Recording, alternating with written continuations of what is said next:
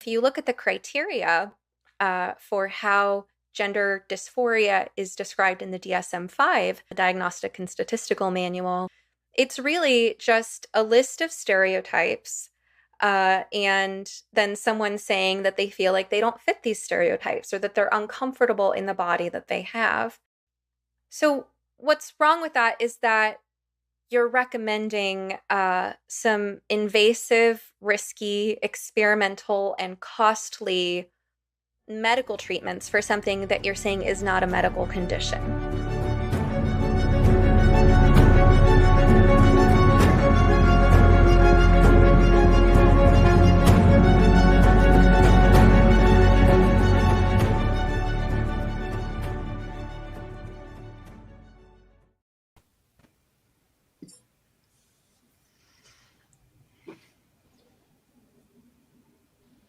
Good evening. My name is Karina, and I would like to welcome you to this panel discussion of the film Affirmation Generation. This is in collaboration with RadFem PDX. And to start us off, I would like to introduce therapist and producer of this film, Stephanie Winn. Thank you. Thanks, Karina. So my name is Stephanie Winn. I'm a licensed marriage and family therapist in Oregon, associate producer and spokesperson for Affirmation Generation, and the host of You Must Be Some Kind of Therapist podcast. I'm delighted to introduce our other guests. So hopefully all of you have seen our film, Affirmation Generation. If you haven't, no worries, see it as soon as possible. But you may recognize David here from the film. He's a detransitioned man who speaks about how he was affected by getting caught up in the belief that you can change sex and the medical complications that arose for him from that. We also have joining us Camille Kiefel. She is a detransitioned woman who was not featured in our film, but you may be familiar with her other involvements, including the fact that she has the first lawsuit in Oregon and one of the first in the country for the providers who affirmed her for surgery. We have Alise Weaver, who is a therapist that has joined Camille and myself in testifying against a so-called conversion therapy ban in Oregon. So Alise, Camille, Karina, and I are all in the Portland area, and we've worked together on advocacy for detransitioners and survivors of gender malpractice. So I think we'll each take a few more minutes to share a little bit about ourselves, but I want to go ahead and pass the mic to David. Please welcome him. And David, will you introduce yourself? Hello, I am David Arthur, aka the Alphabet Man, detransitioner. I detransitioned in 2006 after spending over 20 years as a transgender quote unquote woman. And we're just here tonight, and we're going to be able to hopefully answer your questions as long as we're staying on topic. So with that, I'm going to let Camille come in and introduce herself. Hi, so I'm a detransitioned woman. I had done 20 years of traditional talk therapy, including EMDR and DBT, and 2 rounds of transcranial magnetic stimulation therapy, which is a treatment reserved for those who are treatment resistant, especially for depression. And I thought that I had believed I was non-binary since 2016 when I got my surgery. So it had been 4 years. And then I got my surgery August 27th, 2020. I developed a whole bunch of complications, and I had to take my health into my own hands after my doctors stopped taking me seriously. They thought it was I just need to see another therapist. And so after that, I ended up I had to take my health into my own hands because at that point, I had done everything. They just wanted me to see another talk therapist. And then after that, I decided to work on my physical health, and I was shocked when all my mental health issues started going away. So what I needed all along was to address my physical health. and that had been previously overlooked. So now I advocate for that, and that's just, and then I do have a lawsuit going. I'm the first ongoing lawsuit, the first, how should I say that? It's the first lawsuit in the United States that is currently ongoing. And that is my story. Okay. Next, Alise, will you introduce yourself? So, Alise Weaver, I'm a licensed clinical social worker. I've been practicing therapy for a little over 10 years, and I started the first 5 years in Las Vegas, actually working at a therapy agency that had initially been founded around the HIV crisis.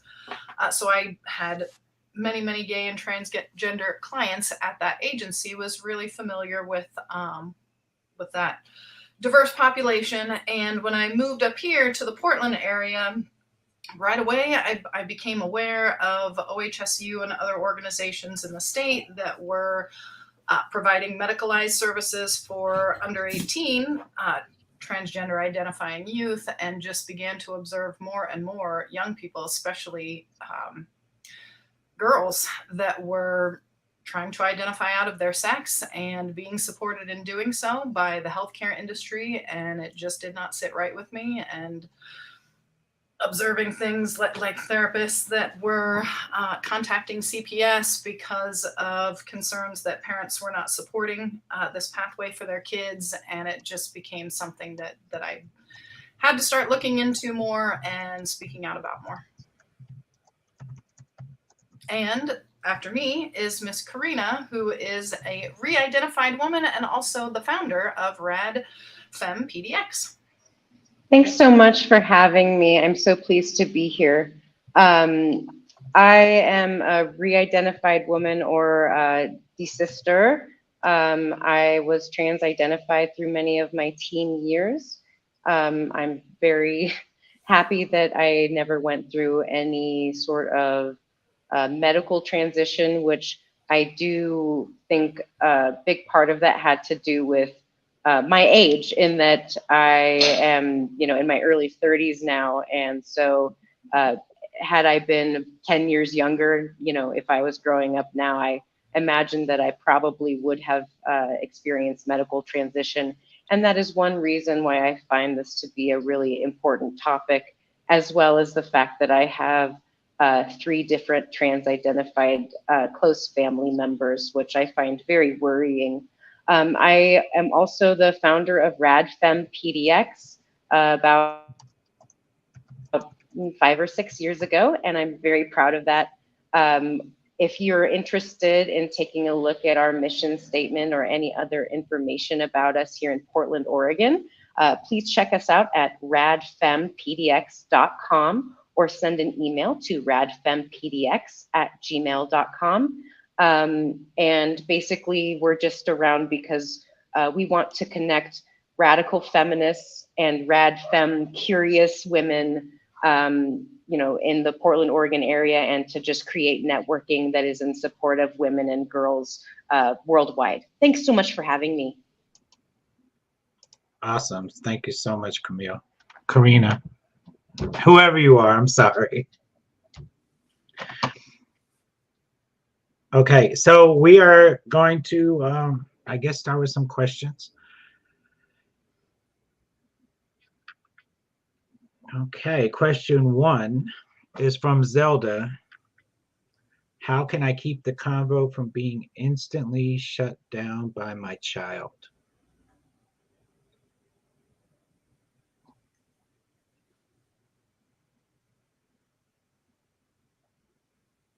I guess maybe we should just go along. I think, Stephanie, I think you're muted. Oops. Yeah, okay. So I get this a lot, and I work with parents who are worried about their kids, probably about half my clients at this point. So I don't know this particular person, the nature of your relationship with your child, how old your child is, how long this has been going on, what all the reasons, contributing factors are. But speaking in really general terms, I can recommend to parents, don't hit the issue over the head if a part of you deep down knows that it's going to increase the polarization and the headbutting. If you have a teenager that digs their heels in, that's convinced they're right, a common response to kids is to sort of spout these thought terminating cliches and get really angry and huffy and storm out of the room. That's something that happens a lot. Or they say, I just feel this way, and any questions are some form of bigotry. So think about emotion regulation. You're not gonna if you know that something is going to send your kid into an emotionally dysregulated state, then that's something where you really have to look out for yourself and what's kind of driving you as a parent. So oftentimes it's like feelings of panic and despair. Parents who feel like their kids are caught up in this madness want to do anything possible to save their kids because they know what it could lead to, and it can create like a blinding sense of urgency. That makes parents behave in a way that can be unwise and unstrategic. Really, I want you to think of this in terms of a marathon, not a sprint, and a process by which you need to keep yourself grounded, take care of yourself, find your patience, and find a good strategy.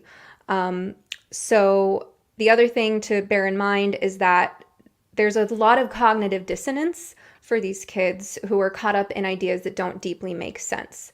So if you ask them to explain and you kind of give too much credence to the idea that they really have this magical gendered soul deep down and you just need to explain that they just need to explain it to you, it can just kind of increase the cognitive dissonance by which they're shutting down the doubt. I'd have to know more about the specifics of your particular situation, but I would say to work on keeping yourself calm and grounded, finding activities that you can engage in with your child that are not about gender, trying to create more normalcy, trying to get outside, do physical activities together, have family meals together, listen to music, watch movies together, to the extent possible and age appropriate, depending on the nature of your relationship with your kid, watching and exposing things together that expose them to how to think critically about social phenomena like the opioid crisis or some cult from the 60s, something where you're not hitting the gender issue on the head and you're not stubbornly digging in your own ego trying to prove a point to them, because that's just going to backfire, but where you're just encouraging them to think critically about things and have that relationship with you. But most of all, focusing on keeping the relationship with your kid. At the same time, not giving in. But don't bring up gender when they're not bringing it up, because these kids are obsessing about gender all the time.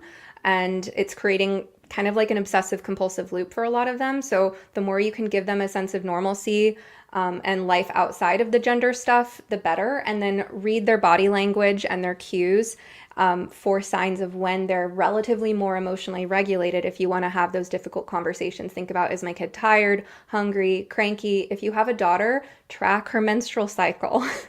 Pay attention to what times of the month she is in the best spirit and try to have more difficult conversations then if you must. Does anyone else have a comment on that one? I do, actually. Oh, I'm sorry. No, go ahead, Karina. Thanks so much. I think that one of the biggest contributors to myself feeling really uncomfortable with my sex had much to do with the importance that my parents put on really adhering to specific sex roles. So I would really suggest not taking away your child's, boy clothes or girl clothes. That really suggests to them that what they are doing and that their self-expression is in itself for the wrong sex. And I think that really stamps into one's mind that, oh, that means I'm also physically wrong. If you are to love and accept your child, regardless of the way that he or she expresses themselves, whatever clothing that they want to wear, whatever types of activities that they wish to pursue, regardless of how that is stereotypically related to sex or gender, that should really be underplayed and not overplayed. And I know that there are a lot of conflicting opinions about this. I believe that one should also accept whatever name or nickname that your child wants to go by, because if you don't, I think that you are imprinting the idea that names themselves dictate the sex or gender, when really they should be treated more neutrally. Ignore the whole pronoun thing. Don't do what they want with the pronouns. But I think that it's okay to have a nickname and to just really not belabor the point on that. I would probably come from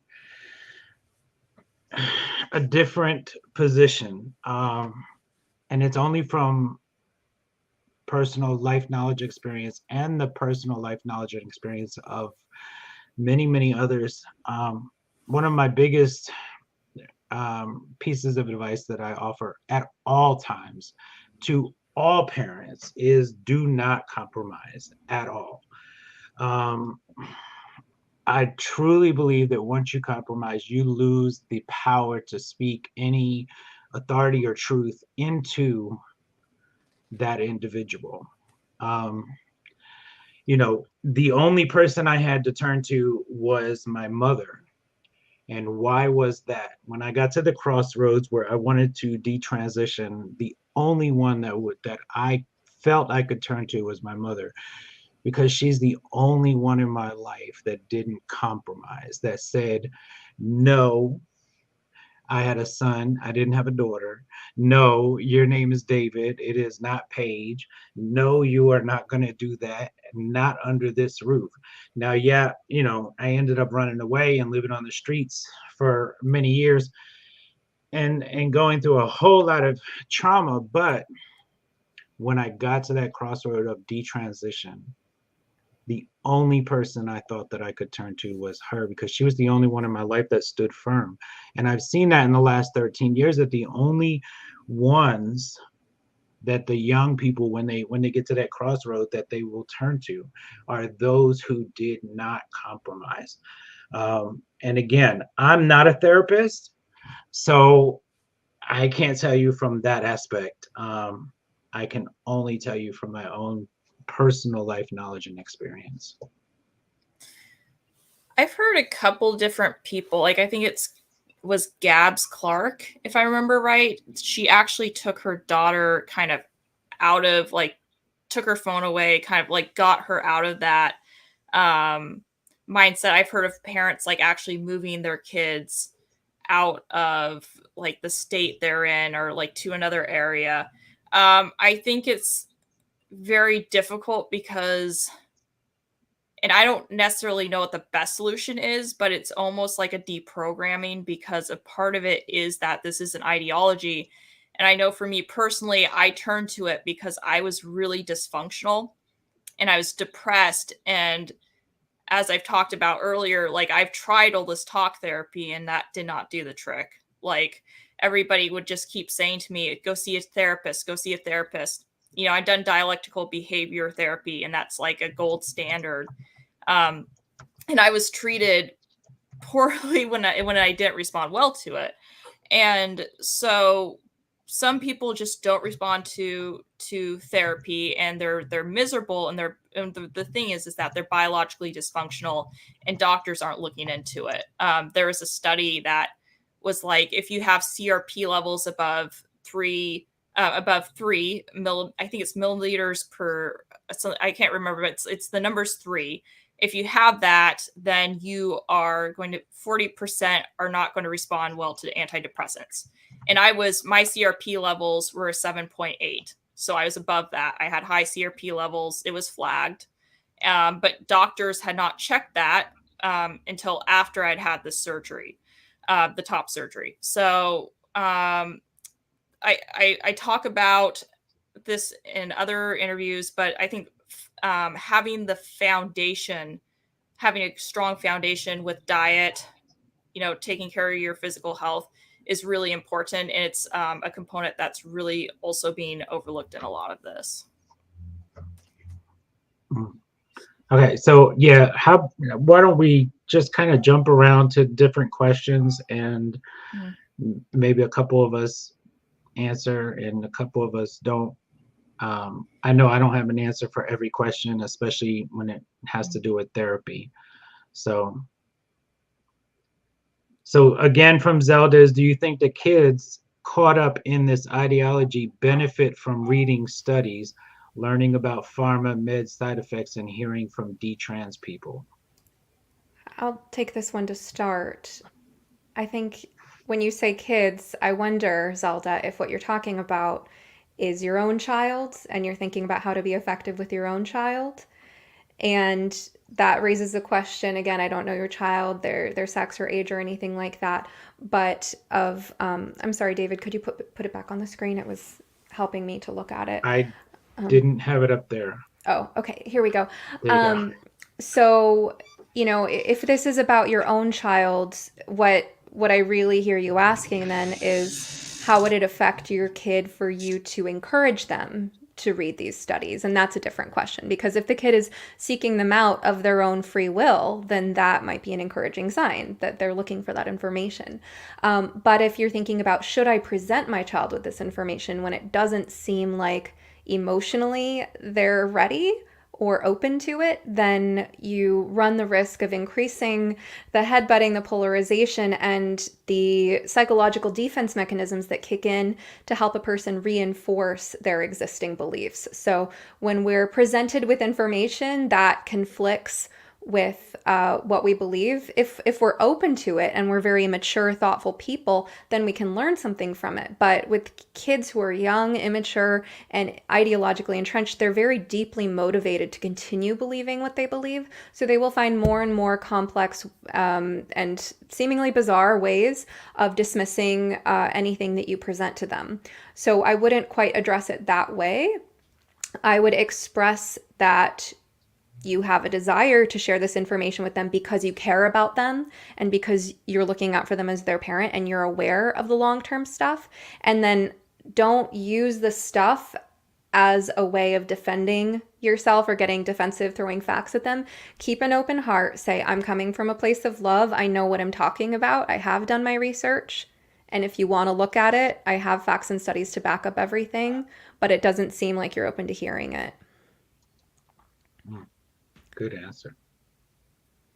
And there is a 4B also that she put up there. Karina, you are muted. So I didn't know if you were talking. I'm sorry. I have somebody else in the room, so please ignore me. If I'm asking for like more water and cola and stuff, so please ignore me. All right. I just didn't know if you were talking. All right. So there is a 4B. Does reading and knowing side effects or etc. push kids away and make them dig their heels in? I'd say yes. As somebody who is like part of the ideology, there would just be things that would come up, and it is that sort of cognitive dissonance of, well, you must be transphobic, and I think it's sad that that's where your mind is going to go. But I know back then that's where my mind would have gone. Yeah. Yeah, I think that a lot of people, what we need to, what a lot of parents, especially, and educators, for lack of a better term, could probably get to realize is that every victim. Okay, so everybody, look, there is no secret. I call it a cult because I believe it's a cult. By definition, it's a cult. It's the LGBTQIA, trans, queer, gender, rainbow cult, and with that cult, every victim of that cult is force-fed very specific information, and they regurgitate that information over and over because they have no argument of their own. It is not a personal inside battle. It is something that has been learned and force-fed and embedded into them. And so that's why we see the violence, right? Because when there is no more argument, because there's nothing left for me to regurgitate, because I've run out of answers and you're still asking me questions that I don't have answers for, guess what? Now I'm going to get violent. So I think that we have to recognize this for what it is by definition, and recognize the fact that they don't have their own argument. Every argument that they have is something that they've been force fed. May I give just a little quick? Absolutely. I just wanted to mention that, as you said with cults, just if anybody ever wanted to look into what they call thought terminating techniques or thought terminating, I'm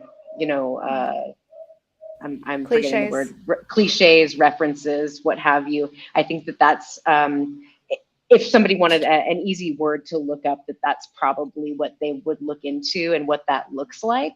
Additionally, I just wanted to say that, it's really different. I think when we're talking about children versus adults, I do think that it takes a certain level of maturity and adulthood to understand and take in information about actual potential negative results. And so when you say, well, would this help a trans identified person with like coming back to reality or whatever, it does require a certain level of maturity, and you have to kind of use your best judgment on, like, is this person mature enough to receive information and actually fully digest and understand it. Thank you. Good answer. I was just going to add to that the two things working against you, usually you're talking about young people who often suffer from a certain amount of perceived invincibility. So there's this, oh yeah, that happens to some people, that's not going to happen to me. And you've got the narrative around, well, the alternative is death. So I don't care if there's this or that side effect or that side effect, that's better than death. So I don't know that it's a super powerful way to go about combating that.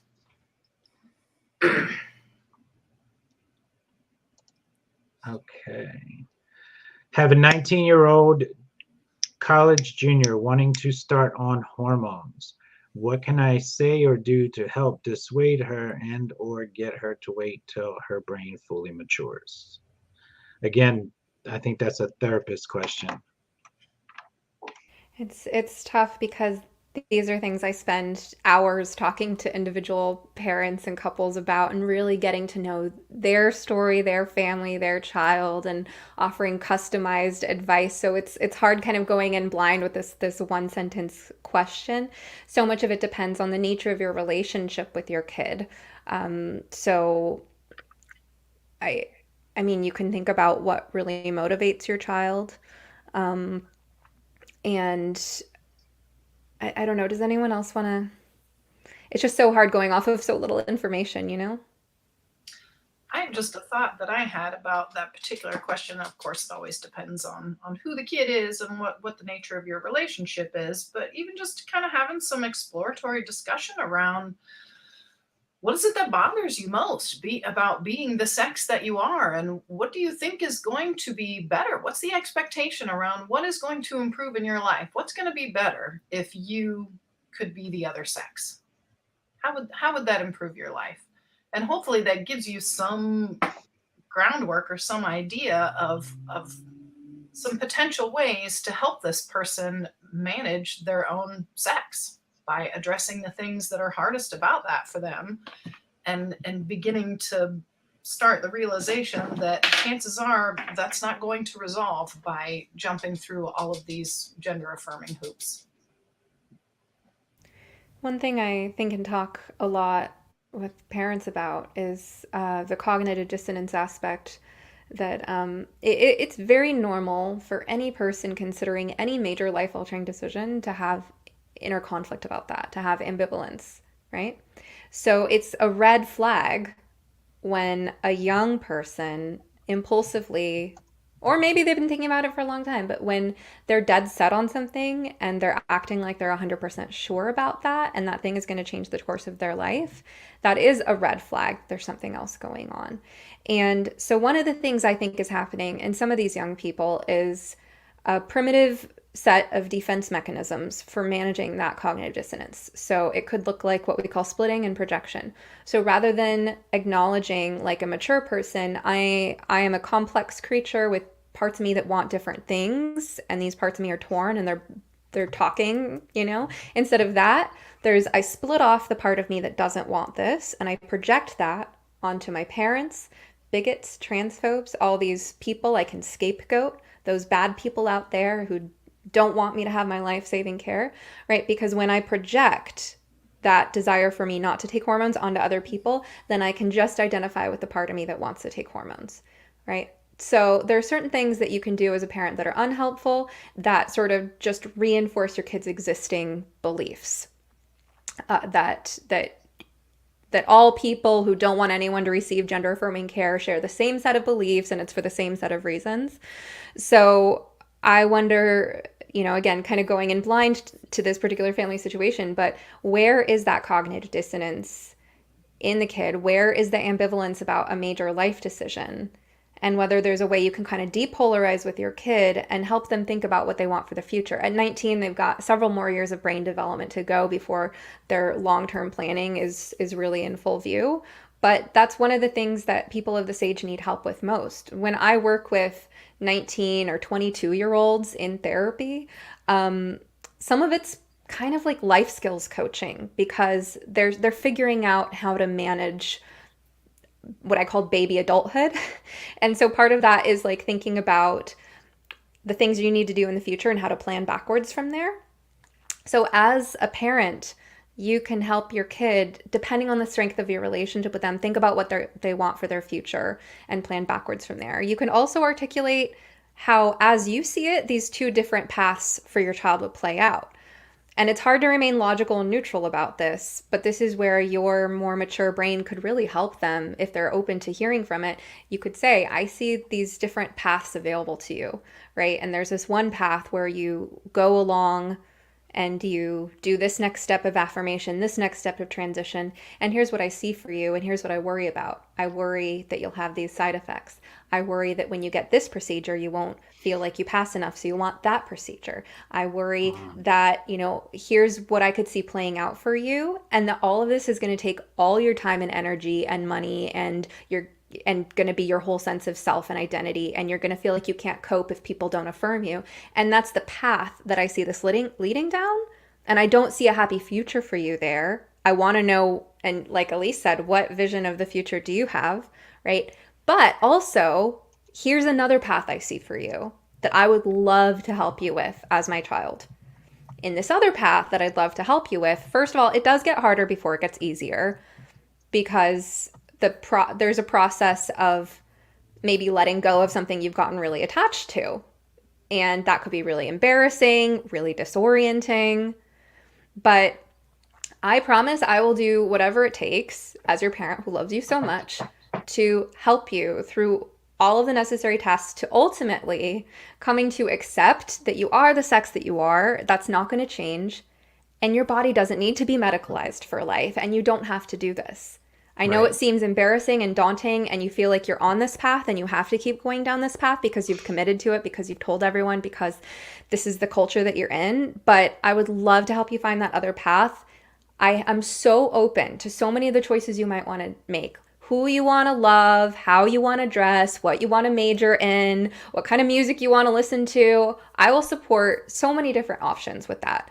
But the sex of your body is one of those things you can't change. I don't really think you'll ever be happy chasing that carrot of the illusion that you can change your sex. And I'd love to help you get off that track, even if it means you have to deal with some momentary embarrassment, discomfort, or disorientation. What happened to Karina? She's back. She popped off, but she's coming back in now. So I also wanted to touch on something with that. Is it's not just so that's there's your therapist view, and there's a lot that these, especially the youth, can gain from detransitioners, and not just from detransitioners, because I'm going to tell you a really quick story.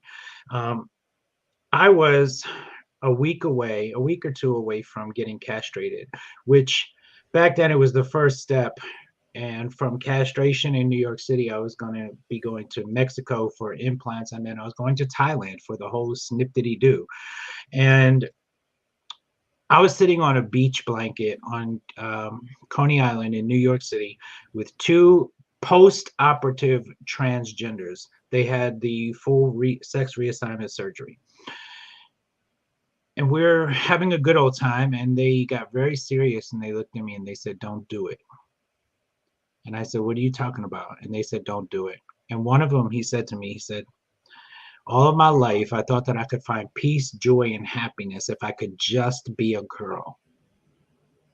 He said, "And right now I am medically and technically or legally a girl, and I'm more miserable now than I ever was my entire life." He said, "And I think about taking my life every day." And the other one looked at me and says, "Don't do it. You don't want to be me. I think about ending my life several times a day, every day."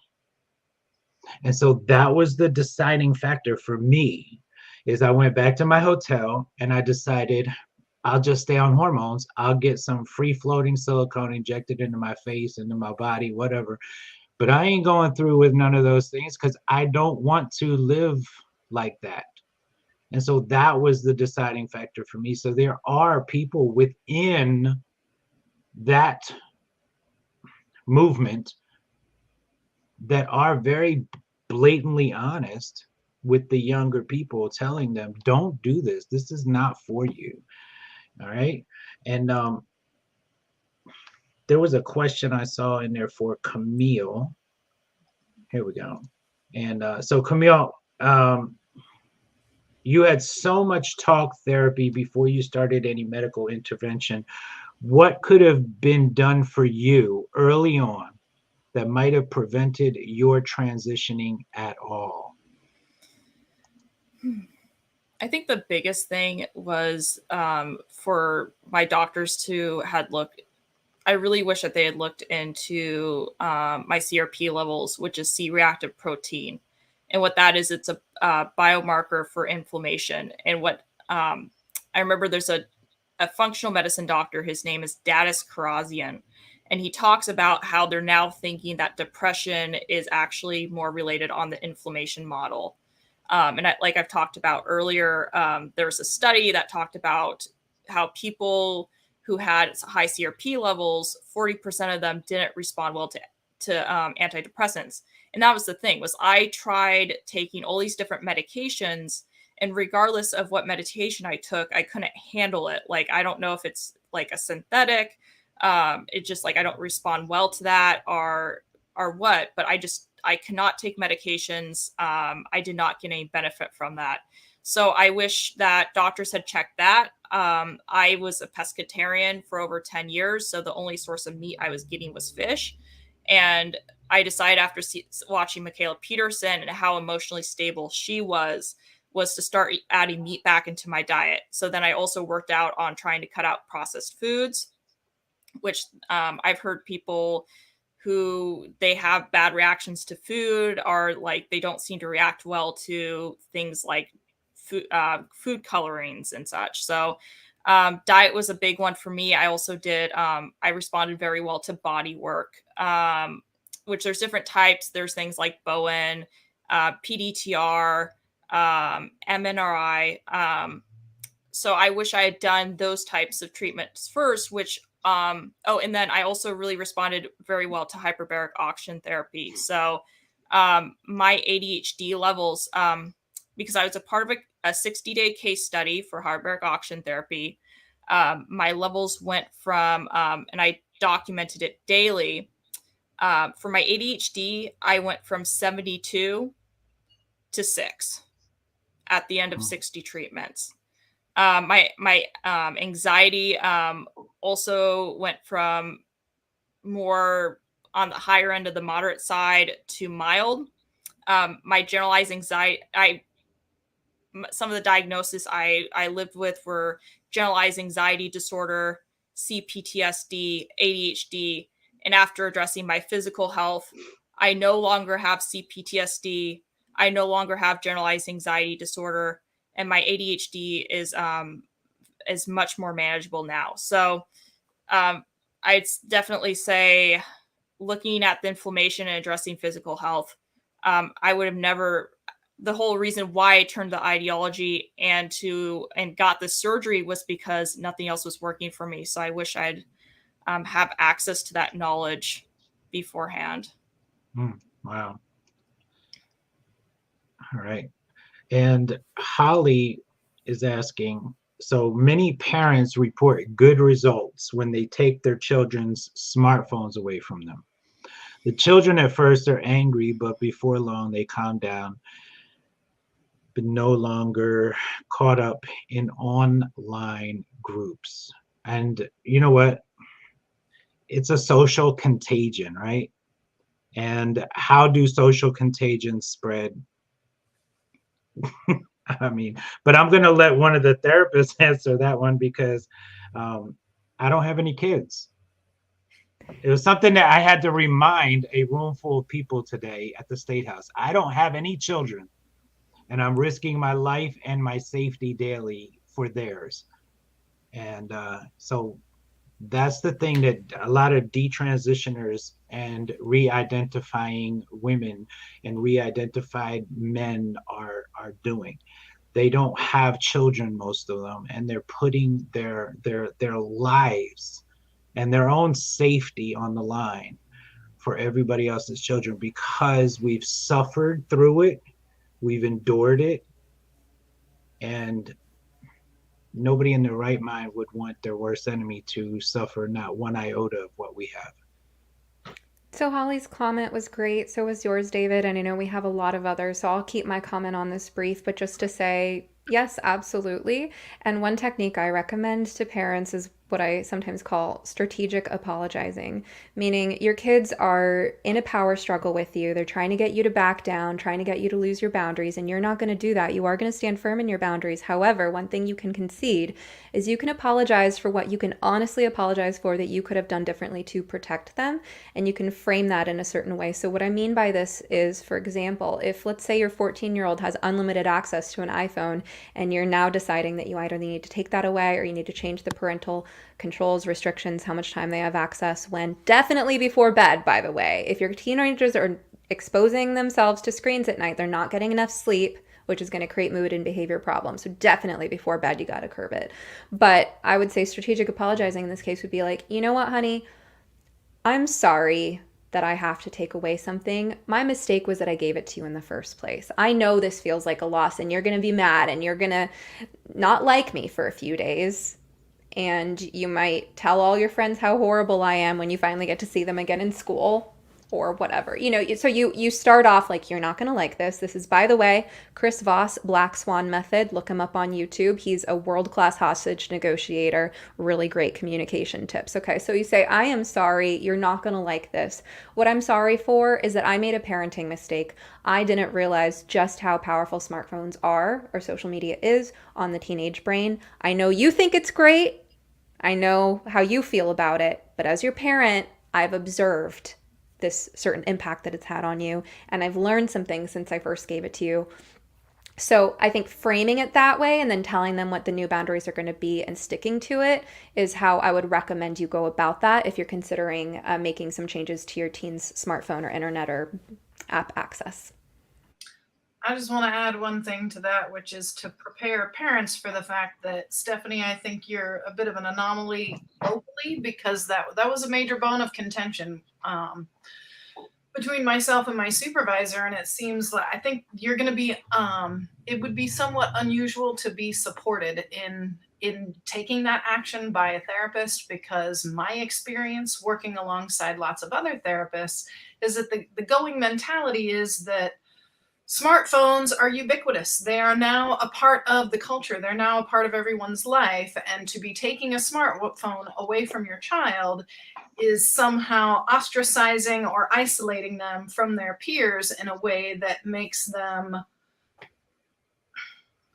I don't understand the logic, but I just would prepare parents to not necessarily have the support of either. your PCP possibly, or even a therapist that is working with your kid. Because I've witnessed several scenarios where a parent has been pressured by either a doctor and or a behavioral health consultant that maybe comes into the room, and or a therapist that is saying no, for their mental health they need to have access to these. And I found it incredibly frustrating and flabbergasting. I agree with you 100%, but that I wouldn't be surprised if professionals that are working with your kiddo buck you hard on that one. I have so much I want to say on this, but we have so many more questions. It's, you know what though, I think it's time for parents to start being parents again and take back what is being taken from you, or has been taken from some parents. I mean, and I see it daily when I go to school board meetings, and I see parents begging for their rights to be parents, and there's something wrong here. You know, that's just my advice, is just be the parent and take control and say, no, this is my child. And if that doesn't work for you with that doctor, then it's time for another doctor. And like I tell everybody about school, guess what? If you don't want them reading explicit materials, if you don't want them to be indoctrinated and targeted and preyed upon and devoured, get them out of the public government school system. Simple.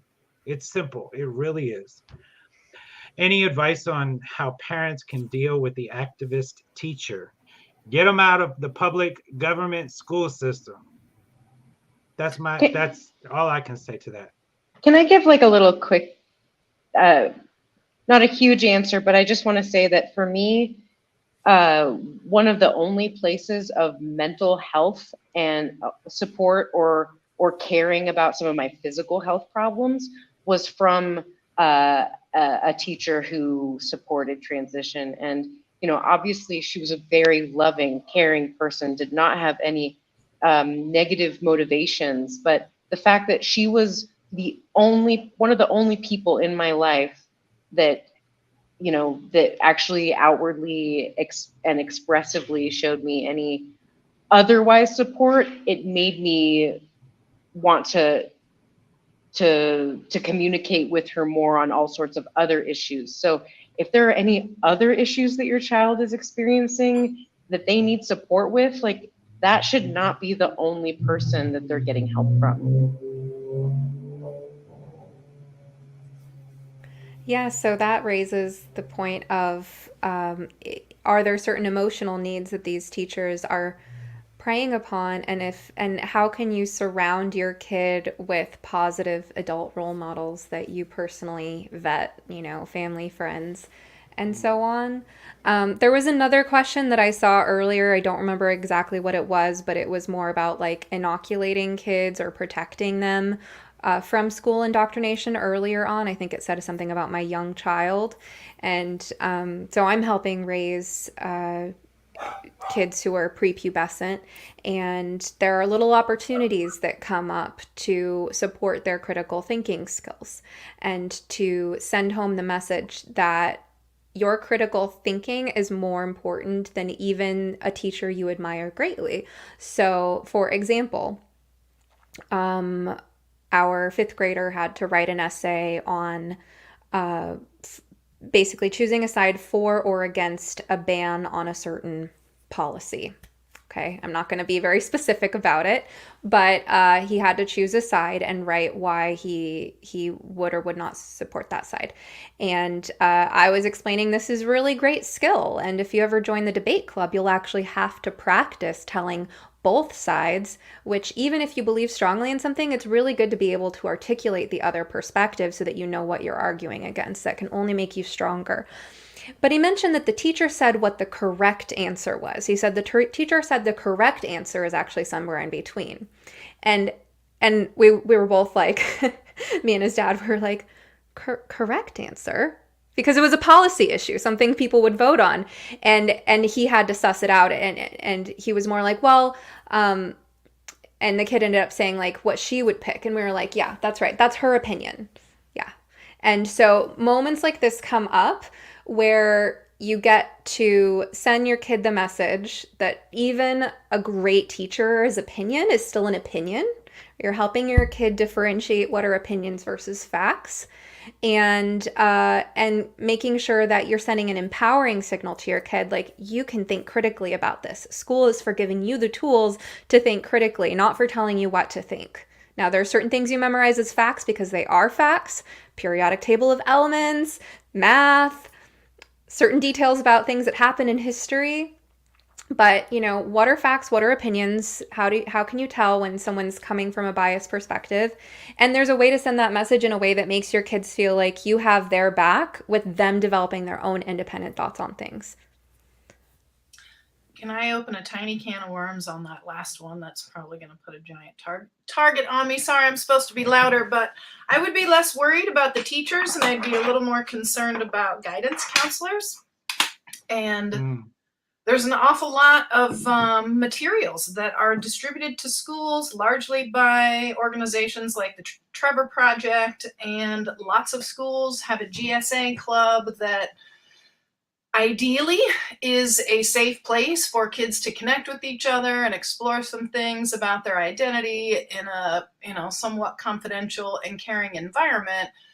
My experience with that has been that, at least in this particular geographic area, that those are often scenarios where I know of at least 3 kids that were encouraged in those settings to socially transition without any awareness of their parents. This is not something that's happening in a classroom per se, but something that's happening after school. And it's a touchy thing because, on the one hand, you want kids to connect with each other over things that matter to them and are important, but at the same time, I've just observed that to be something that oftentimes is contributing to their confusion and contributing to a gap that is growing between kids and parents. Yeah. Well, again, there's just so much when we get to the public government school system, right? There's so much there, especially right now. I mean, I have a case of a young man who didn't know how to come out that he was same-sex attracted, and he's very involved with both of his parents. He has a great father relationship, so it's not like one of his parents is missing. He's in a youth group at church, and he was struggling with being same-sex attracted, and he figured out that his church was not the place to come out at, after he heard them discussing me being same-sex attracted. And so then he heard his parents discussing me being same-sex attracted, and there was an issue. So he went to a teacher, and his teacher took him to a counselor. And between the two of them, they met with him 3 to 5 days a week for 3 months, and told him that, one, he couldn't just be gay. He had to be gender fluid because he was too masculine to just be gay. 2, he would probably try to take his life if his family and his church didn't accept him. And you tell somebody this enough, what's going to happen? Eventually, he tried to take his life. And these are the things that I see going on in the public, anywhere that youth gather. I can't even say anymore it's just the public school. It's anywhere youth gather that rainbow cult is present, and they are there, and they're forcefully pushing this confusion and this mind-boggling, fog onto every single child within their path. And I just happen to think that until we all start, until we recognize it and call it for what it is, right? It's and right now with all of these bills being passed, like I think it's Washington that just passed the one. Well, Maine, I just found out today when I was at the State House, is going to become a sanctuary state for children that want gender-affirming health care. And the rules are, once that child crosses these state lines, they become a ward of the state and their parents have no more rights. So these are the things that we have to start thinking of when we talk about, well, how can I do this, and how can I do that, and how can I do this? And I'm not taking away from anyone's questions, but before we can ask a whole lot of questions, and before anybody on this panel can probably give a whole lot of answers, people need to start really grasping what they're up against. It's so important. Sorry.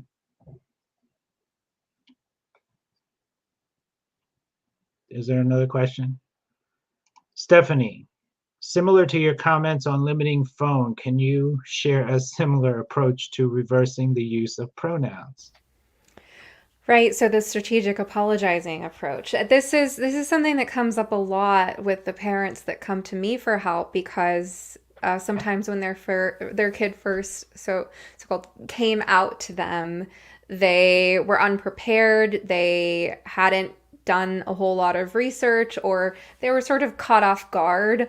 And so whatever their sort of habitual way of being, if they're like a conflict avoidant person, for instance, just sort of takes over. And so sometimes parents will go along with it initially, and then they'll start researching. And then 6 months later, they're like panicking and coming to me because they realize where this could lead. So you've done your research. Now, I will also say part of coming of age, part of the transformational process of puberty is the process of coming to see your parents in a more human light. Hopefully you get to adulthood, you stabilize, and you're able to see your parents as humans and still have an attachment to them as your parents. But during adolescence, there's a lot of pushing the parents away and seeing them as humans, almost kind of putting them down sometimes or disrespecting their authority. But you can use to your advantage this phase as a way of modeling in sort of a scaffolded, structured, age-appropriate way, showing more of your humanity to your kids in ways that can help them learn. Like learning that you're not perfect, that you, out of your love and care for them, you are a lifelong learner and you will make mistakes, but also how you correct those mistakes and how you repair your relationships is just as important, better than getting it perfect in the first place, right? So if you went along with it and now you want to walk it back, then the strategic apologizing approach, you lead with, you're not going to like this. I'm sorry that I didn't know what to do when you first came to me with this. Or I'm sorry that I've been dishonest with you. I've been trying to take care of your feelings. Maybe you might even say, frankly, I've been afraid of the sort of explosive arguments that we have in this house sometimes. And I've been a little conflict avoidant because I don't like the drama, and I know you don't either, or your brother doesn't, or your dad doesn't, or whatever, you know. But I need to do the right thing now, even if it's the difficult thing. And I need to tell you that I actually don't feel comfortable calling you that. You are my daughter. This is the name I gave you. You are my son. This is the name I gave you. I've always used pronouns rooted in language dating back hundreds of years, rooted in our biology. I don't share your belief system. I don't believe in a gendered soul. I don't believe that you can be born in the wrong body. I believe you're struggling, and I believe that these feelings of distress are real for you, and that you are finding some emotional needs maybe seemingly getting met in this community that you found. I believe all that. And I believe that you're uncomfortable in your body.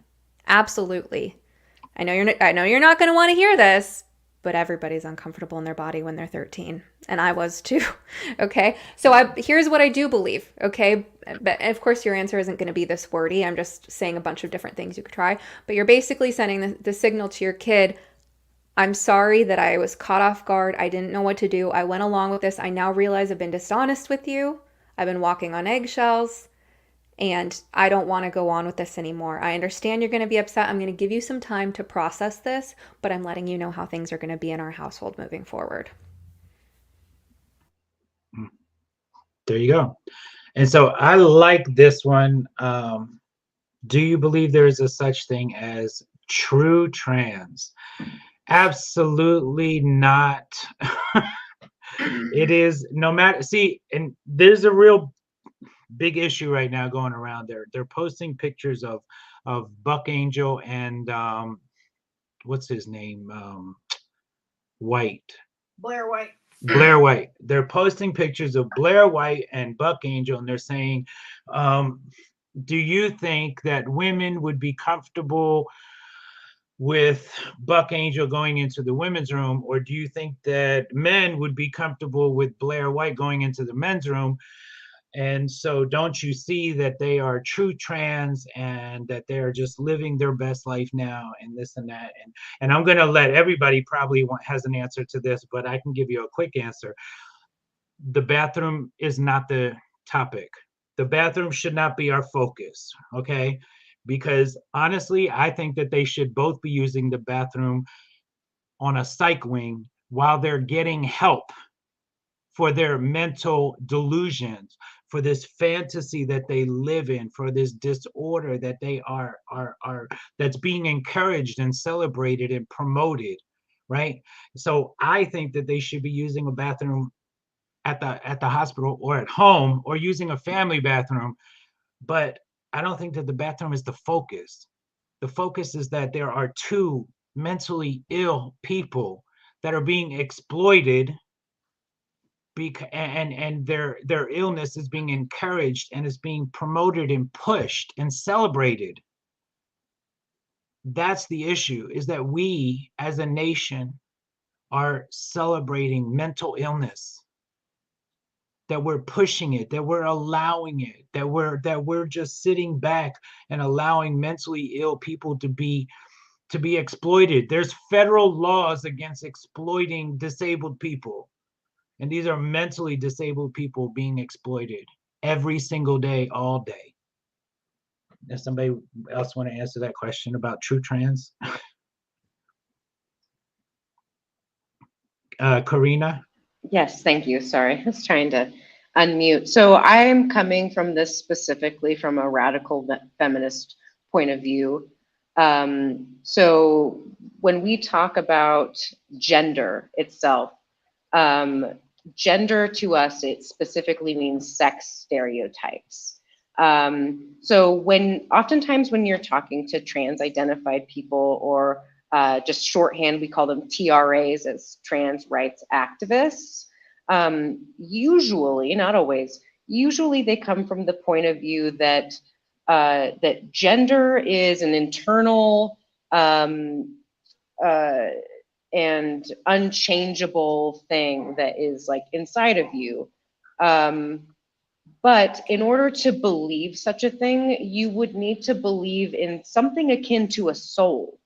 I don't want to get too far into it, but this feeds into like Rene Descartes talks about, like having a separation between your mind and your body. Well, radical feminists believe that your brain is part of your body. You and your thoughts and your consciousness, you are your body. So there's no difference between those two things. So there's no internal gendered soul, and what they're talking about is it's just not possible, and that in itself is almost a religious viewpoint. So to me, I say, and most radical feminists would agree, that there is no such thing as a true trans, because gender is not real. It is a social construct, and all of those things just feed into sex stereotypes, which are historically exactly the sort of thing that feminists have been fighting against for over hundreds of years. Okay. So while we're talking about mental illness, maybe especially like Stephanie and Alise and Camille, you can chime in too on this, but can we maybe kind of touch on like narcissism, BBP, BBD, blah, blah, blah, blah, blah. Hey, it's 20 hours I've been up. Psychopathy, and how these mental conditions like make people very susceptible to this ideology. Borderline personality disorder. Thank you very much. It's easier than saying it's easier for me to say borderline personality disorder than it is for me to say BPD. Take it away. For me, I also, on top of, because like what I've noticed is a lot of detransitioners have a lot of comorbidities, and the ones I'm personally seeing is autism and ADHD. I've struggled with ADHD. As I've talked about, as well as I had generalized anxiety disorder and CPTSD. And I've also, and I didn't mention this, but I was also, and actually am currently maybe dissociative. I don't know how to describe it. Like, I'm emotionally numb.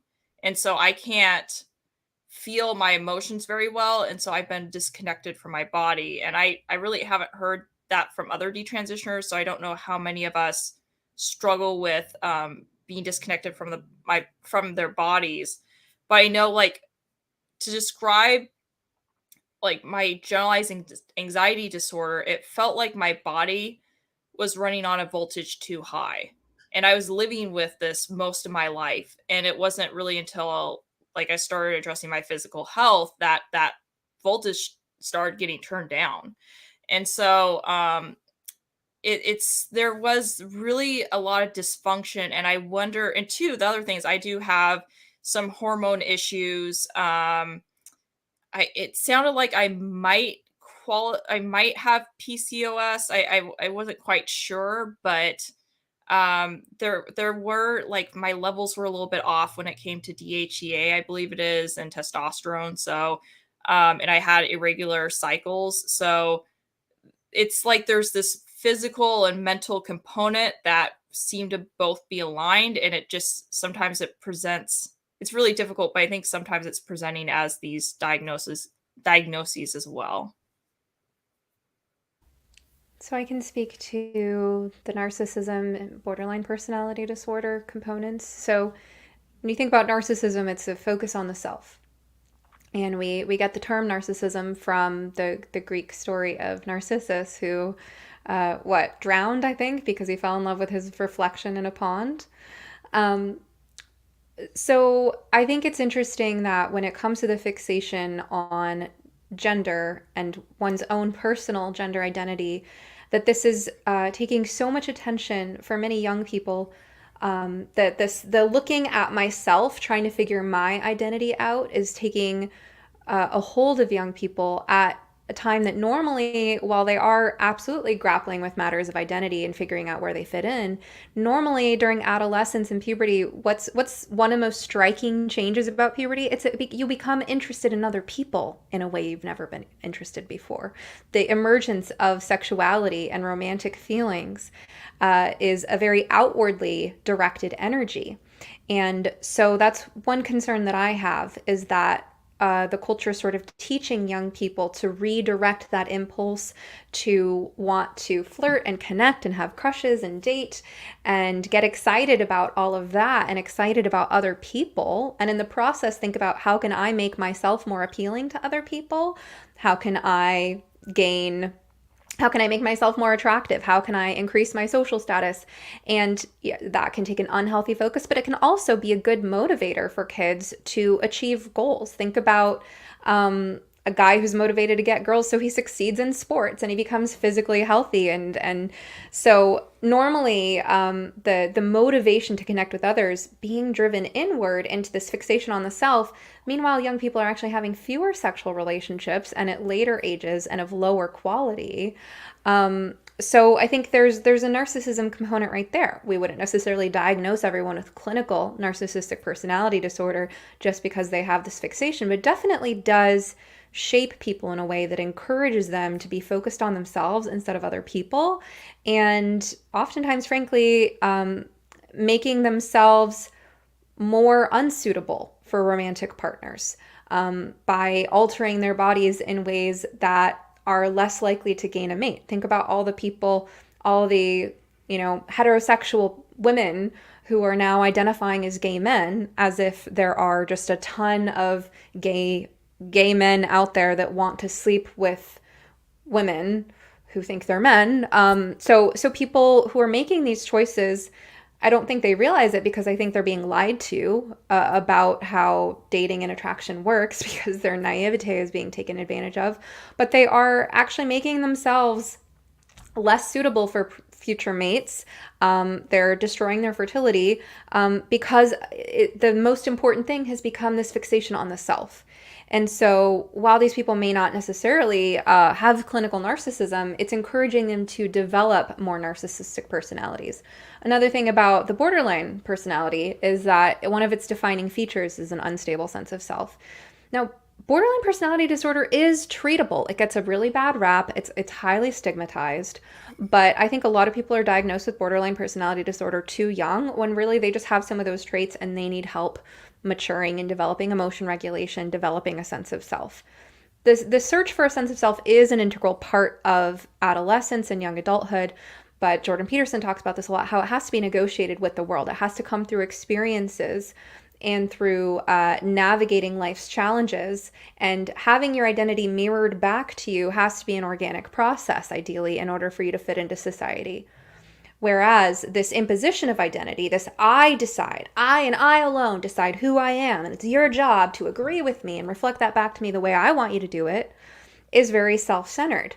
And it doesn't actually help people develop that stable sense of self that naturally does develop over time if you're able to find a relationally healthy stance, one with boundaries, natural give and take, in which the relationship is negotiated in a way that's mutually beneficial. So I worry that the culture is increasingly encouraging people to behave in these ways that would maybe cause them to develop personality disorders when that wasn't necessarily a surefire path that they were on. Alise, did you have anything to say about that? The only thing I was gonna mention is TikTok and all kinds of social media platforms. To me, they're like technology assisted narcissism factories. Like I just they're very unhealthy. And histrionic. That's the thing. Like we talk about borderline and narcissistic so much, but we often forget to talk about histrionic. And I feel like the average dramatic TikTok influencer, I am talking the Dylan Mulvaney's and the Jeffrey Marshes, they're highly histrionic in their presentation. So young people are learning to be super dramatic and attention seeking and superficial.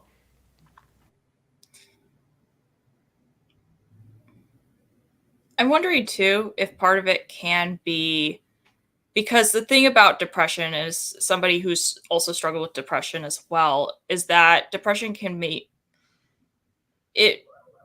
It's like, it's interesting. I remember somebody saying that depression is like a selfish disease. And I thought that that was a very interesting point. And so I'm wondering if, because we do know that depression is on the rise, if some of this is depression presenting as narcissism, and that once the depression is addressed, maybe the narcissism goes away. Because I know that once I started addressing my physical health, like I could look outward. And then I was also like, oh my gosh, like I've been missing my entire life.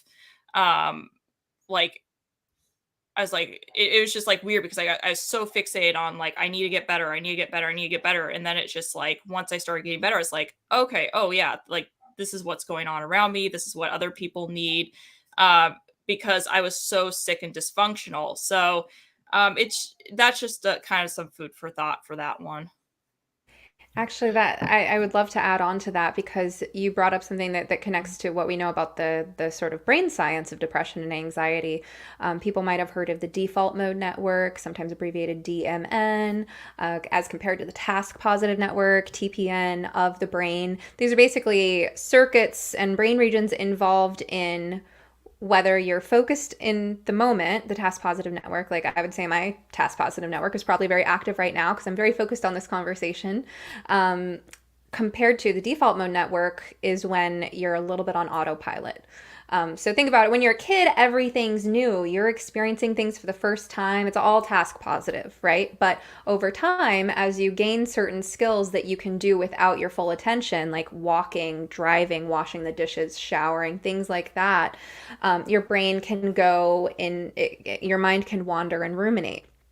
So, it's my understanding that people with depression and anxiety, as well as just general mental health problems, spend more time hanging out in the default mode network.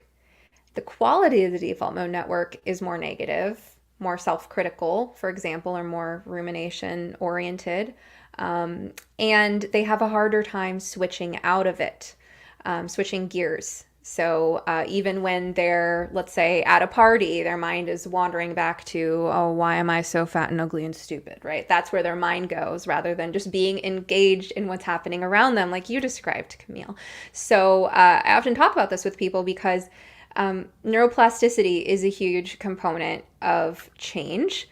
It's your greatest ally when you're trying to overcome any kind of psychological problem. And basically, the more time you can spend engaged in the moment, interested in the world around you, other people, things, or, anything other than yourself and what's wrong with you, the more time you're spending building neural circuits that are not reinforcing your depression and anxiety. So absolutely, there is a narcissism. There's something we call depressed, defeated narcissism, which is, if you think of grandiose narcissism as the peacock, the look at me, I'm so great. There is also this state, and it's not always narcissistic personality disorder, just a trait that we can all be vulnerable to. I go into this state. We all go into this state sometimes, but some people get stuck hanging out there. The I'm so bad, I'm the worst, right? That is also a form of narcissism because it's self-absorbed. Sometimes the solution is get out of your own head, stop thinking about yourself so much, and take an interest in the world around you and other people.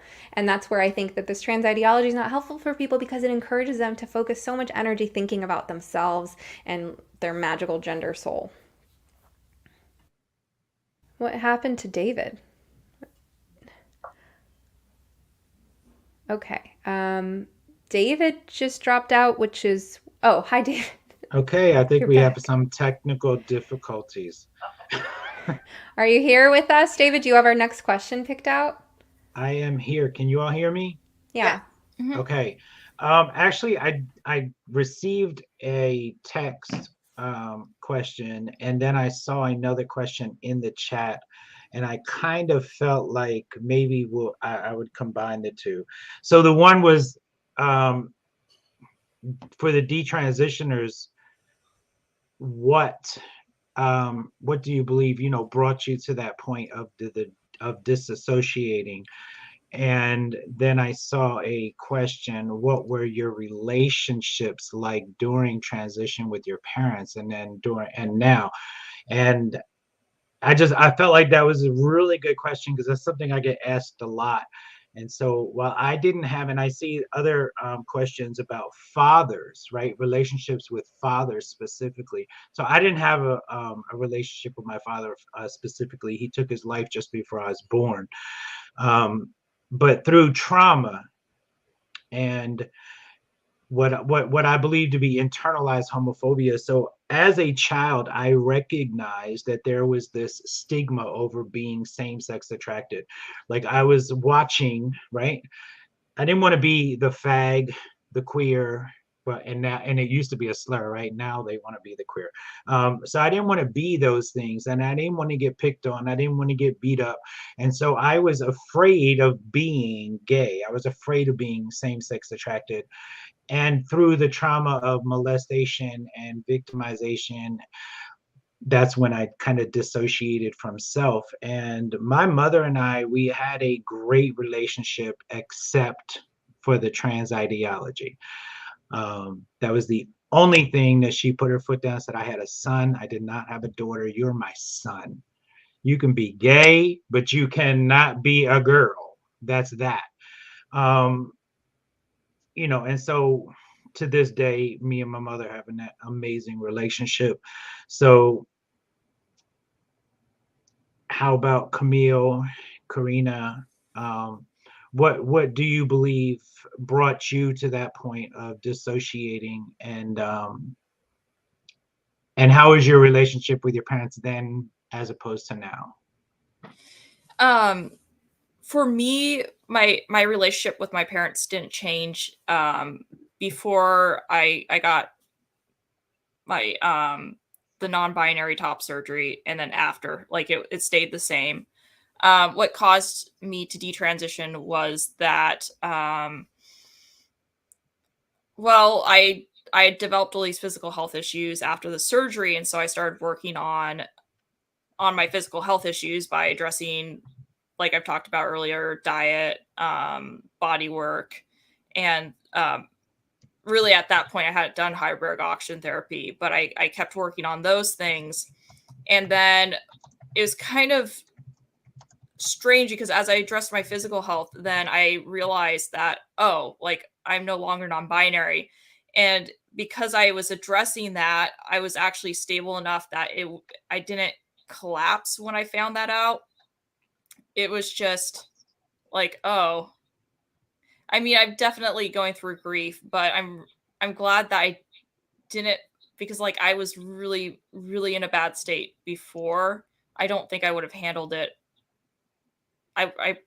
It would have been, yeah, I would not have handled it to the extent that I did had I not worked on my physical health like I had. Okay, how about you, Karina?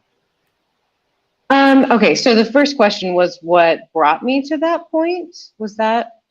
Yeah, what brought you to the disassociation? That was the question I got texted to me. And then I saw the parent one, and I kind of felt like they went together. Yeah, they absolutely do, I think. I'm not going to go to too many details, but having dealt with some emotional and sexual abuse in my life, definitely didn't help. And I think that that contributes to, in general, to a lot of young girls and women who feel the need to transition either socially or medically, to sometimes it has to do with like trying to push men away in particular. I also, and this has to do with my parents, so kind of ties in, that well, actually also physically, in my, I had precocious puberty, and then also, which was really, really hard to deal with, and being, like being a little hairy girl. But then also, I had a very major physical health issue from which I almost died. And I think that made me really disassociate from my body and feel like my body was betraying me. My relationship with my parents was terrible. My dad was the guy who basically was the enforcer. He literally went through my closet and threw all my clothes away, made my mom go shopping for, girl clothes. And I also would hear my parents arguing about, like, what are you going to do about your lesbian dyke daughter? So hearing those sorts of things really is unhelpful. I am really lucky that my parents have, and I have, also I was a teenage runaway for quite some time. And then, like most female runaways, ended up with additional trauma and sexual abuse from that time. So I definitely, any trans identified kids who might be watching, please don't run away from home, because it's going to be, usually it's way worse. But luckily now I'm in a good relationship with my parents, and I've talked to them a lot about sort of the negativity that I thought may have led to some of these issues. And we've really worked through most of it, and I feel really, really close to them now. So I'm really lucky, because I think that most people who are formally trans identified probably don't or will not have that kind of relationship with their parents. So if my mom's watching, love you, Mom. Oh, And what about like, how about like Stephanie and Alise? What do you think about, or what do you see um, in the same manner as far as dissociative disorder and the trauma, and how those underlying issues, comorbidities, issues all tie in with the dysphoria and the delusions. I learned something really interesting about that, David, that I remember from many months ago, an article that was on the PIT Substack, so Parents with Inconvenient Truths About Trans. That's pitt.substack.com. They did a two-part series. I remember one of the articles was called The Trans Medical Taliban. I don't remember if that was part one or part two or what the other part was called, but the person who wrote this definitely did their research into medicalization stuff. And I remember something I learned from this series was that people who are trans identified have less activity in the regions of the brain associated with the mind-body connection. So there is something verifiable there from what's actually happening in the brains that confirms the dissociation and the lack of mind-body connection.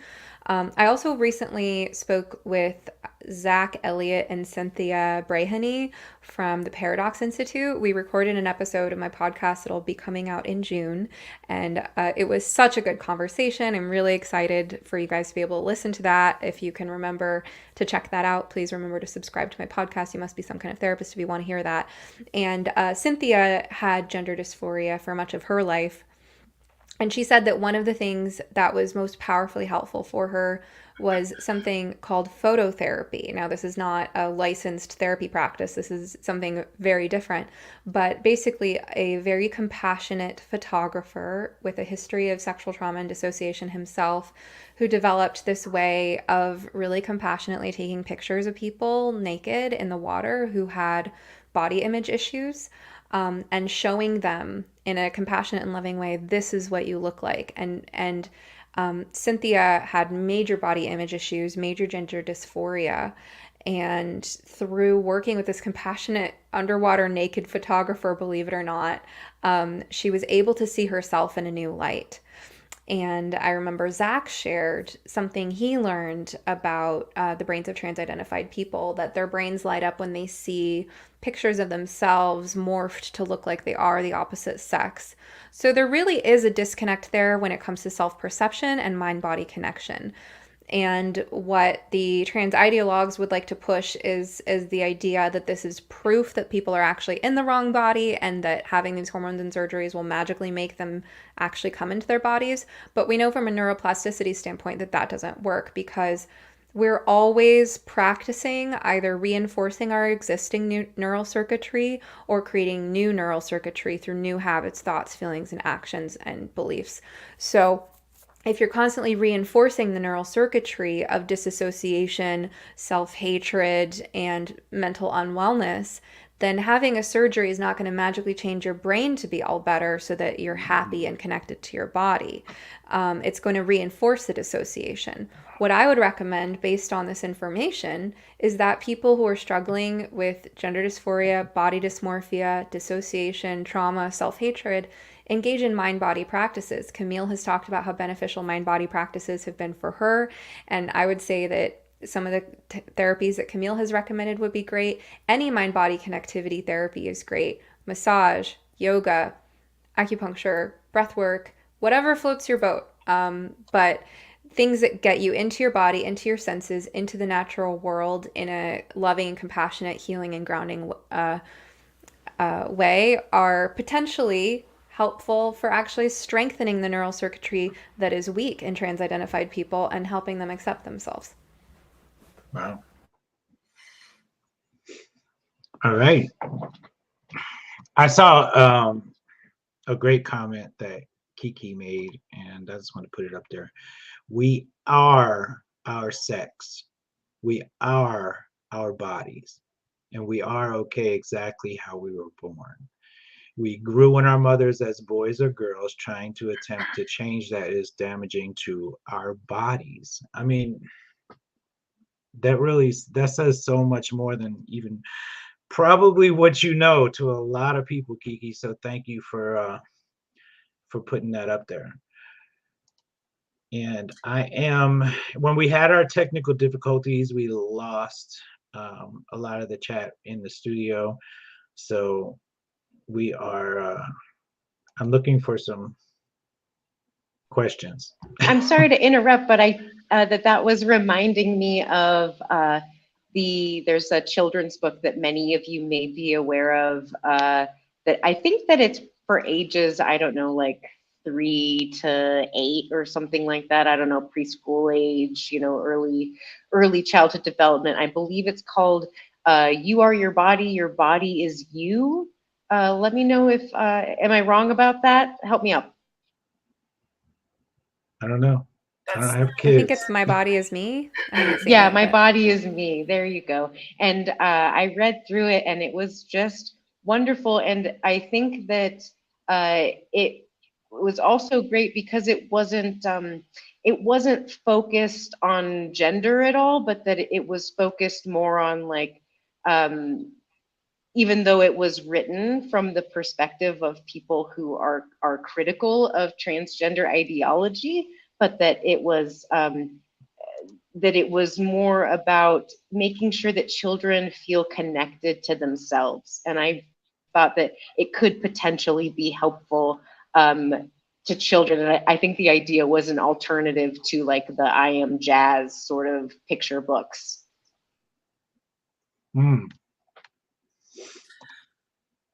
One thing, if I can take just a second to mention that, building on what Camille had said about had I managed to get encouraged or, even just motivated to focus more on my physical health before getting to this place in the road, and the lovely quote about, we are our bodies.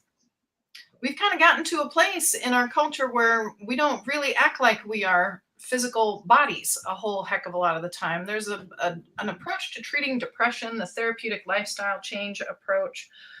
And the quote that sort of captures why they even take this approach to treating depression: we were never designed for the sedentary, indoor, sleep-deprived, socially isolated, fast food-laden, frenetic pace of modern life. And I think that has a lot to do with this, that, kids are so busy, and the 6-prong approach to treating depression there has to do with diet. It has to do with exercise, light exposure, sleep hygiene, and social support and anti-rumination strategies, teaching people to have a little bit more control over what's going on in between their ears. And I don't feel like we teach kids a whole lot about how to, and we certainly don't encourage them a lot of the time to get enough sleep and to move their bodies a whole heck of a lot, and to be out in the sunshine, especially when we think about what we all lived through for the last 2-3 years. We're neglecting our bodies. And as a mental health professional, on the one hand, you want to get excited that, maybe we've gotten closer to that place of parity where people are valuing the non-physical aspects of the self as much as the physical, but it seems like the pendulum sure has swung very hard the other direction, and now we all kind of need a primer on, oh yeah, a body. How do you care for this thing? How do you make sure that it is healthy? Because it is who we are, and you can't have an unhealthy body and a healthy mind, and you can't have an unhealthy mind and a healthy body. Wow. And we have a whole lot of unhealthy minds and bodies going on right now, because sadly, we have little girls being pushed into premature menopause before they've even went through puberty, before they've even created an egg. They're being pushed into premature menopause. We have little boys running around that don't know whether to scratch their watch or wind their backside. And that's pretty much where most of our children are at right now. And I wanted to go to okay. Oh, what happened? There we are. All right. I wanted to go over to a video clip. So let's look at this question. Do any of you have EDS, underlies autism and mental health issues, and is common in gender issues? No, honestly, I've never heard of it. So I know I don't have it. I imagine you're probably referring to, I'm forgetting his name. There is a very popular YouTuber. He's got like long blonde hair, and I think that I could be wrong, but if I remember correctly, one of the like physical markers of Ehlers-Danlos syndrome has to do with like having like wide set eyes or something, and like a certain facial characteristics. And so, not to be ableist or discriminatory, but I'm just gonna physically look at the other people in this group and say probably not. I wanted to look at a question that somebody posted, and I threw it up on directly from the AG channel. So they said, personally, I'm interested in knowing how people can support desisters and detransitioners. And so for that, I wanted to actually show a video clip. Actually, two video clips, one of Camille and one of myself, speaking at state hearings. And this is what a lot of detransitioners are doing right now. And when I was at I'm in Augusta, Maine right now, and I was at the State House all day today. And when I say that we have to remind people, hey, guess what? I don't have any kids, and I'm coming here, and I'm putting all of my life out there for yours. And it's nothing. I don't need a pat on the back. But I think that that's really important, that we need to start looking at how can we all support others that are in this fight and in this battle, because it's not a political battle, it's not a social battle, it's a spiritual war, and it's just enveloping our entire nation. So let's look at a couple quick video clips. We have Camille at the Florida State House. I stand here before you today, Florida Board of Medicine, in hopes that you'll make the right decision regarding transitioning children and take greater consideration for adults. Prior to my transition, I had spent 20 years of mental health therapy with conventional modalities. I didn't respond well to medications, saw a gender therapist, and had 2 rounds of transcranial magnetic stimulation therapy. I was diligent in wanting to heal, but nothing my doctors offered had healed me because they always saw my issue strictly as a mental one. I was 30 and at the end of my rope when I transitioned. At the time, I believed I was non-binary. I struggled with severe mental illness and suicidal ideation. I had a trauma history. When I was in 6th grade, my best friend had been raped by her brother. Being a girl meant I was vulnerable.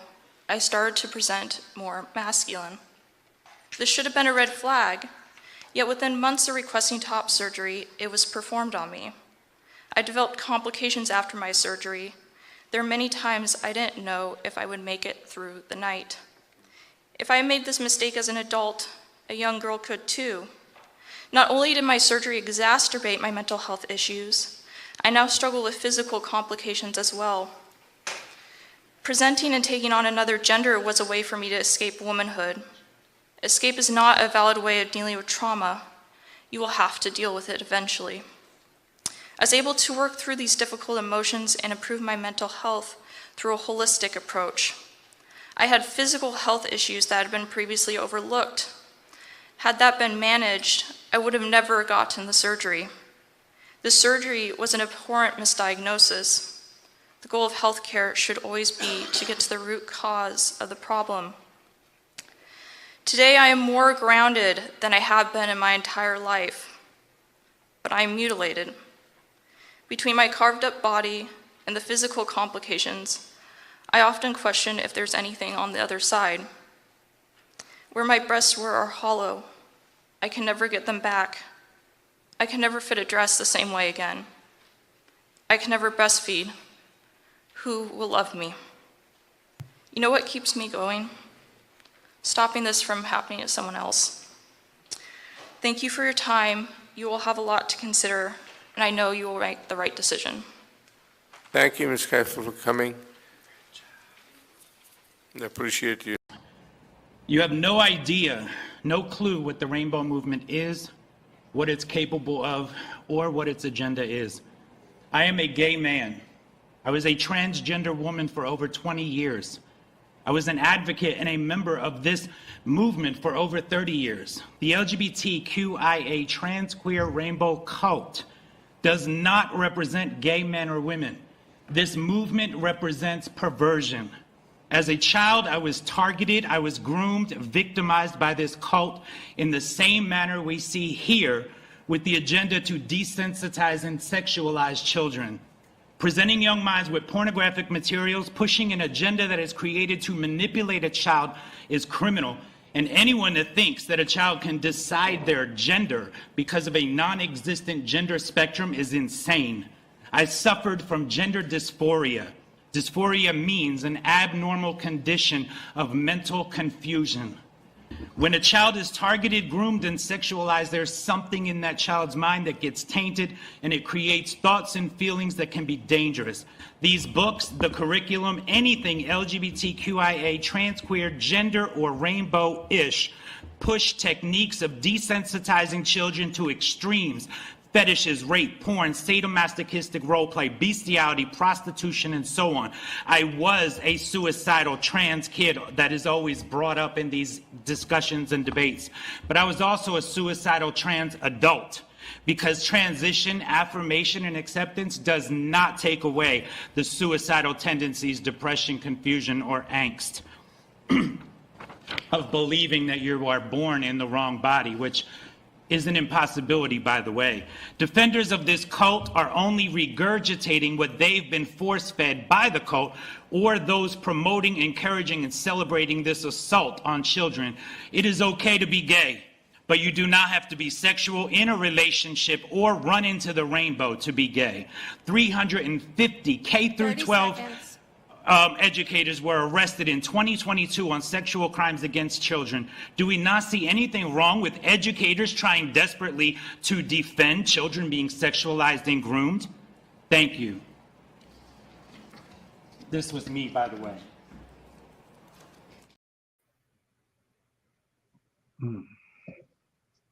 So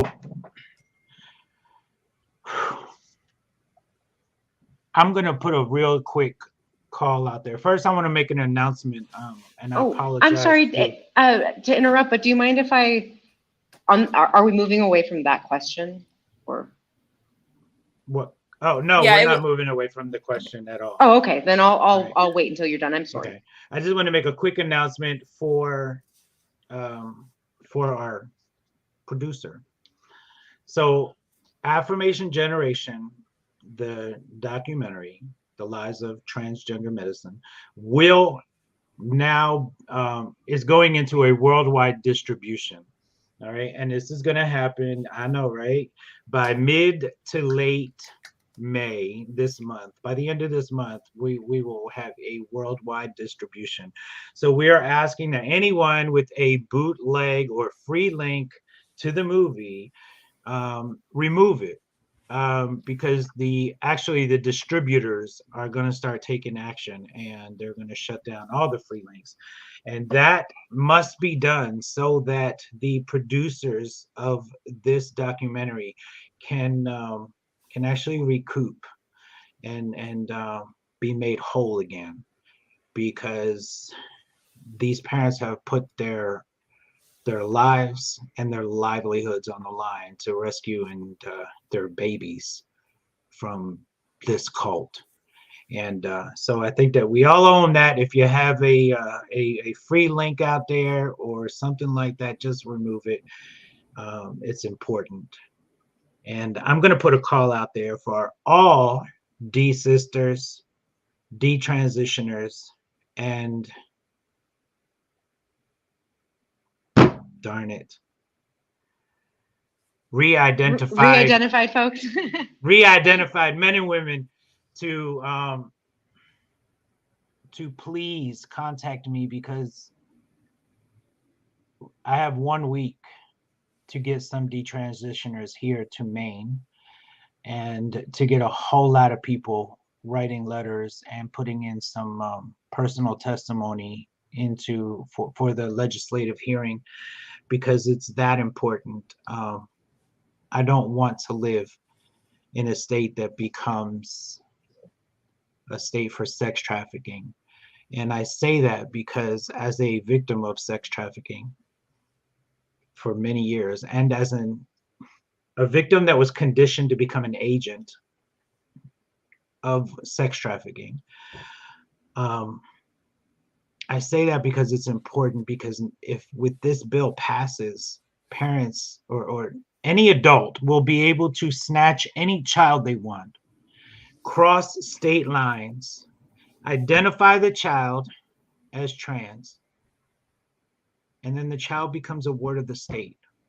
This is the bill broken down in layman's terms. This is what's going to happen. We're going to have sanctuary states that are sex trafficking capitals if we don't start standing up and not just speaking out, but pushing the hell back. Because it's time. It really is time. We can't afford not one more baby cutting her wrist or cutting her neck or cutting her chest or getting her breasts removed.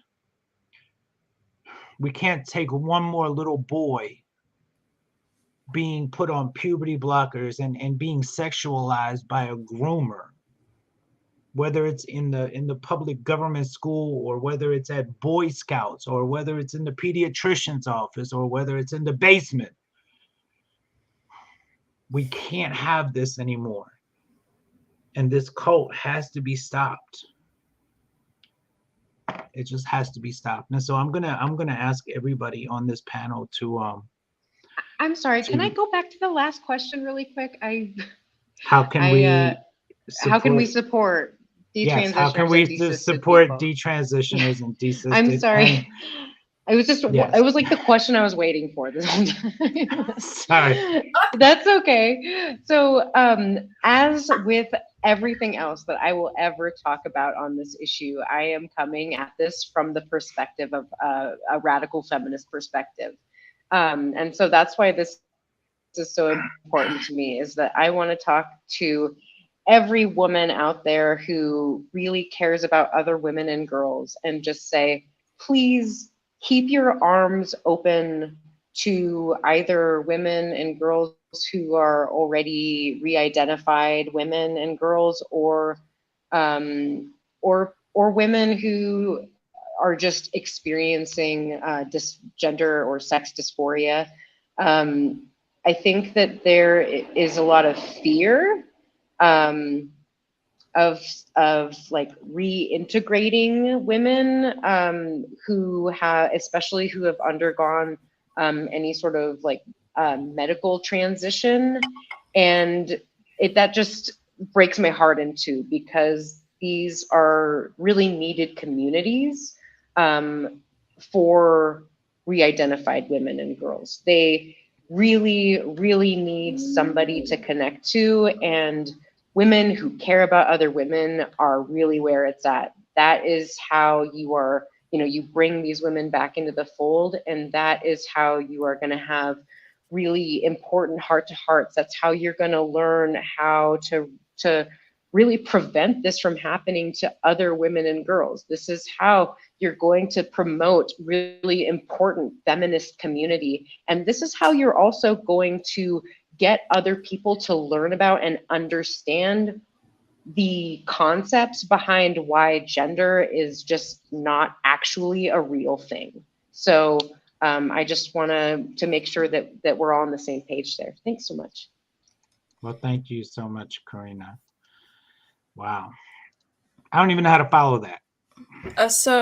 I like to also add on to that is, I think bringing awareness is will be a big component of that. I know I was recently at Gen Spec's conference in Ireland, and I was actually talking to the cashier, and the cashier was like, "Oh, why are you here?" So I was explaining why I was there for GenSpect and talking about detransitioners, and they were like, oh, that's a complicated issue. And so I think a big part of it is going to be bringing awareness to the fact that detransitioners exist and that this is an actual issue, because many people don't even know what a detransitioner is.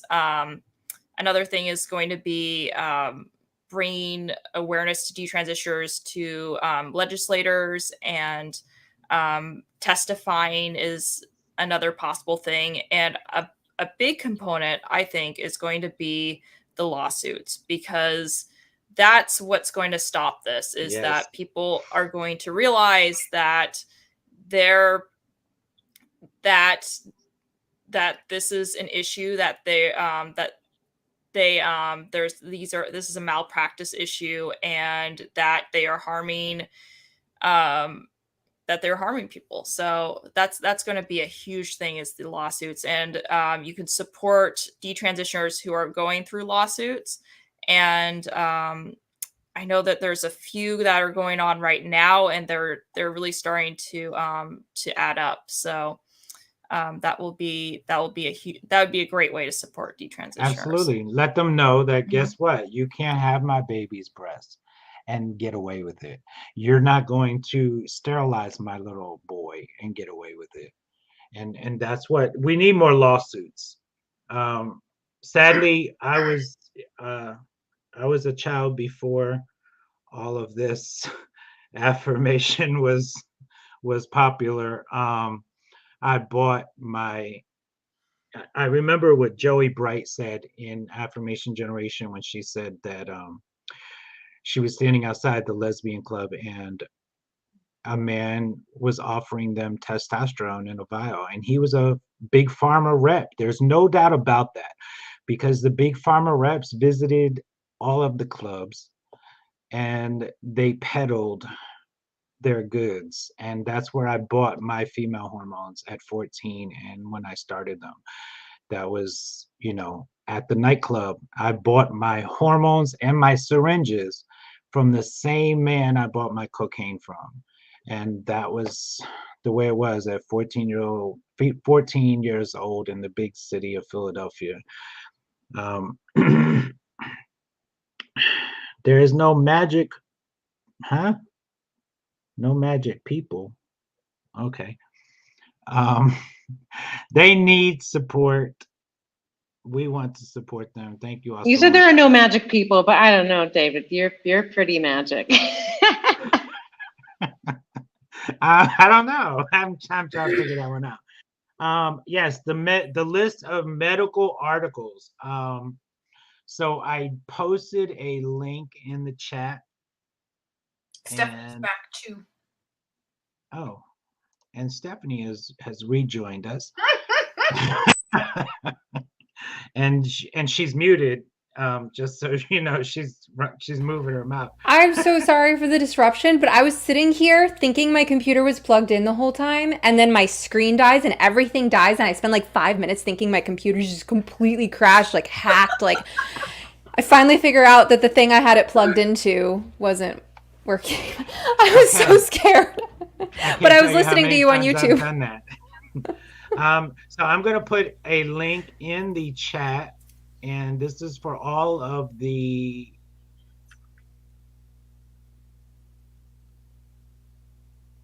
okay. I'm going to put a link in the chat. This is for all of the medical information, the medical and mental health research that is now current as of this month, 2023, May 2023. If you go to that link, there is also a downloadable PDF file. We are 7 minutes out from closing, and so I would like to give everybody a chance to kind of wrap it up, but I think that's going to take us past time. Our producer wants us to give some last feel-good advice. End on a positive note. Okay. All right. How about we just like a minute each? I don't know if I can even do that, but I'm going to try. Hey,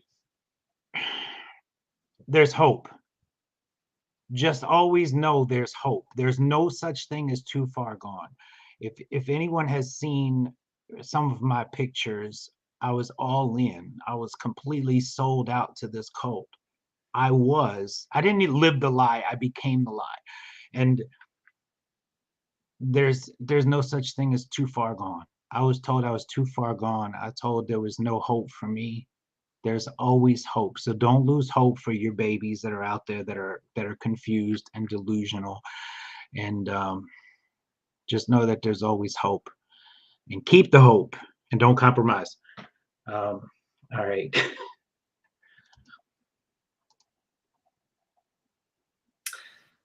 All of my silver linings come with dark clouds. I was just going to say that, not that boys and men are never exploited or mistreated, but it's been my experience as a female that one of the most hunted animals on the face of the earth is the human female. So my suggestion for boys and girls and men and women would be to teach people to defend themselves, because any young person who has confidence in their ability to defend themselves from someone looking to take advantage of them is that much less likely to be interested in opting out of their sex.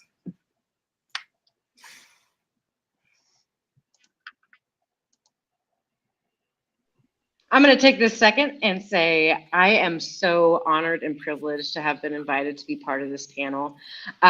Please, if you are a woman, regardless of if you're a radical feminist, if you're a radfem adjacent, radfem curious, please check out radfem PDX at radfempdx.com or send an email to radfempdx@gmail.com. If you're a man, sorry, you can't be part of the group, but please do send an email anyway if you're just interested in supporting in some way and allyship, especially if you want to give them some money. That'd be fabulous. Thank you.